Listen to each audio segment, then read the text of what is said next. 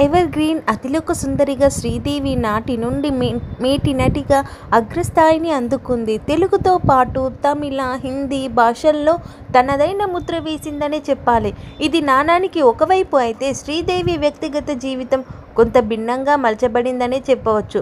శ్రీదేవికి బోనీ కపూర్ని పెళ్లి చేసుకోవడం వెనుక ఉన్న లోగుట్టు, దాని అంతరార్థం ఏమిటో బహుశా అందరికీ తెలుసు. ఎందుకంటే శ్రీదేవి జీవితం తెరిచిన పుస్తకం వంటిది. కానీ బోనీ కపూర్ కంటే ముందు పెళ్లి జరిగిన విషయం ఎంతమందికి తెలుసు? ఈ విషయమే ఇప్పుడు చూద్దాం. ఇక వివరాల్లోకి వెళ్తే, శ్రీదేవి మొదటి పెళ్లి 1985లో ఒకప్పటి బాలీవుడ్ హీరో మిథున్ చక్రవర్తితో అయింది. సినిమాల్లో నటిస్తున్న టైంలోనే శ్రీదేవితో లవ్ అఫైర్ నడిపాడు. మరోవైపు మిథున్ చక్రవర్తికి శ్రీదేవి కంటే ముందు యోగిత అనే ఆమెతో పెళ్లి అయింది. అయినా శ్రీదేవితో ఆయన కొన్నాళ్ళు కలిసి ఉన్నారు. ప్రేమలో పడ్డ తొలినాళ్లలో శ్రీదేవి మిథున్తో యోగితను వదిలి నాతో ఉన్నామని ఆర్డర్ వేసిందంట శ్రీదేవి. అలా అన్నందుకు శ్రీదేవిని రహస్యంగా పెళ్లి చేసుకున్నాడు మిథున్. కానీ యోగితను వదలలేకపోయాడు. ఆమె మీద బెంగతో బాధపడి చివరికి మళ్ళీ ఆమెకే దగ్గరకు అయ్యాడు.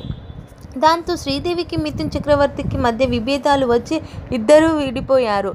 నిజానికి వీరి మధ్య గొడవలను బోనీ కపూర్ ఓ కంట కనిపెడుతూ ఉండేవాడు.